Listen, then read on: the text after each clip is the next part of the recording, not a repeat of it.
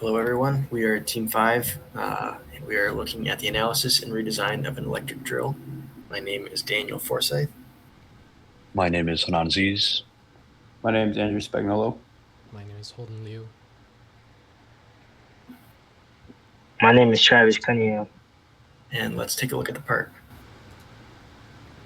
A cordless drill is a common tool that is used by many people, from people working on basic home improvement projects to professionals.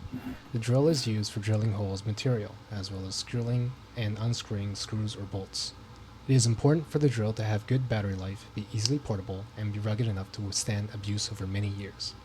The primary customers will be tradesmen, manufacturing workers, and project managers. The secondary customer for this product would be homeowners who utilize drills regularly for repairs or individuals who enjoy DIY projects. We expect an annual demand of 1 million units with 150,000 produced. Core function of a cordless drill is to fasten or drill. The key functional requirements are to deliver power, generate rotation, and control operation.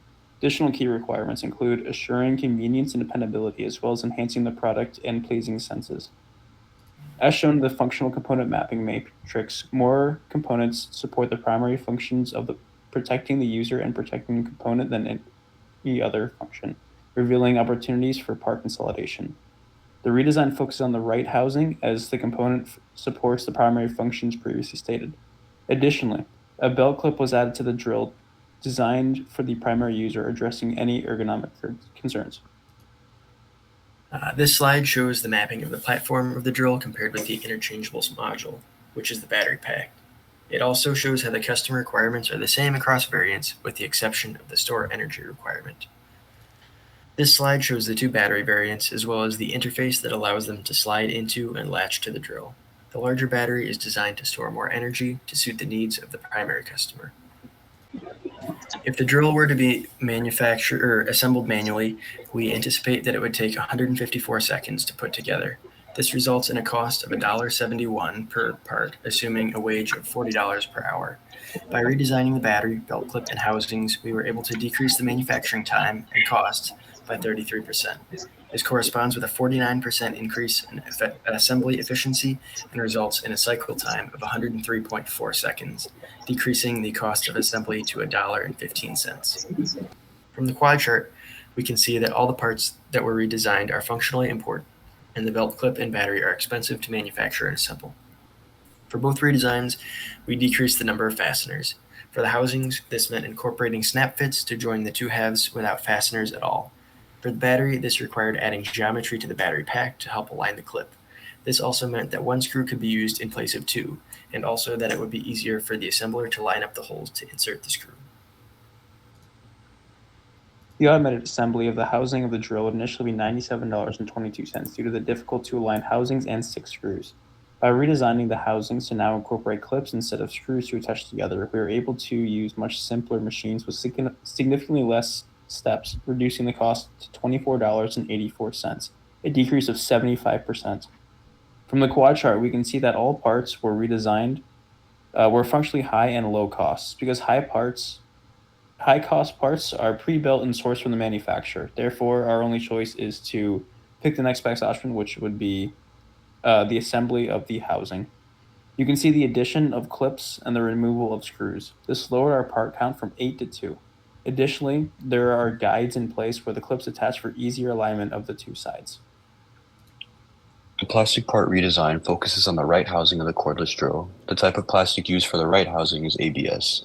Based on shape, mass, tolerance, and other attributes, the possible manufacturing processes compatible with ABS were narrowed down to machining, injection molding, and blow molding, out of which injection molding was selected.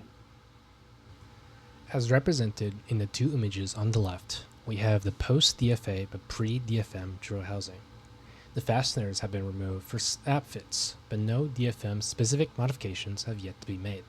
It has a volume of approximately 62.69 cubic centimeters and an average wall thickness of around 2.06 millimeters. The manufacturing cost for the left partition was estimated to be roughly 96 cents per part. According to the DfM Pro analysis, several improvements were recommended, such as making the wall thickness more uniform across the part, keeping the rib thickness consistent, and providing providing a minimum draft angle for better mold release and introducing a minimum radius for curved surfaces. The tolerance requirement for the snap fit was plus minus 0.3 millimeters, and the surface finish was not critical for this component. After considering DfM Pro recommendations, the part was redesigned. The wall thickness was reduced from 2.06 millimeters to 2 millimeters and made consistent across the design. The rib thickness was updated and a triangular mesh pattern was added to reduce both weight and volume. Unfortunately, the changes made by following DfIM 1, 2, 5, and 8 did not result in significant reductions in cost beyond the slight material cost reduction. These changes brought the volume down to roughly 55.51 cubic centimeters and the total cost to about 93.8 cents, yielding a cost saving of roughly 2.2 cents per part. The metal part design focuses on the belt clip of the cordless drill. The clip is a steel component that can be made using either a sheet metalworking or machining process. Although either process can be used to manufacture the belt clip, we found sheet metalworking to align better. The original belt clip was made from low carbon steel and had a volume of 2.58 cubic centimeters, a mass of 20.13 grams, a thickness of 1 millimeter, a tolerance of plus minus 15 millimeters, and medium surface finish. Utilizing DfM analysis, the original belt clip was approximated to cost 8 cents per part. The original belt clip violated 3 DfM rules, which are as follows. It had a band with a radius of less than the thickness of 1 millimeter of the part. Rule DfSM 9 had a hole directly on the band, violating DfSM 11, and it had many bands that could be reduced while still allowing the clip to function as intended. Rule DfSM 2. The DfM Pro pointed out violations of DfSM 2 and DfSM 9. The modified clip's mass and volume differed, but other characteristics remained the same as the original clip. The modified belt clip resolved all violations by eliminating the band with the radius less than the thickness of the part, removing the hole that was directly on one of the original belt clip's bands, and reducing the number of bands from 4 to 1, or maintaining the same functionality as the original clip.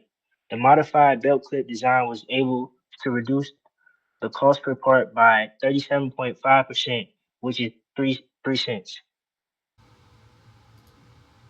As you can see on the slide, when comparing the DfM cost per part analysis method with the hub site's cost estimation, the cost per part deviated minimally between the two. As an enhancement to our drill, we would include an app for users to monitor the battery health and other battery analytics, which can be downloaded from the App Store onto their respective devices. An incentive will also be given in the form of a small bit box for signing up, which can be used with the drill. The app would benefit the consumer financially by not needing to replace the batteries often. The environmental benefits go right with that, where less batteries need to be purchased and therefore manufactured. We could also solicit companies' interest to get their names out by running ads on the app. In conclusion, we were able to achieve our goal of reducing the number of parts to help reduce costs. We were also able to make the cordless drill easier to manufacture. We improved design for assembly by reducing the manual assembly by almost 51 seconds and lowered our automated assembly by over $72. Our design for manufacturing improvements include a 2-cent reduction in price per part for the right housing and a 3-cent reduction for the belt clip. Throughout the redesign process, we found it difficult to find areas for improvement, and improvements made to the costs and assembly may vary due to structural integrity. Another approach we would have taken would be to modify both the left and right housing to further reduce costs.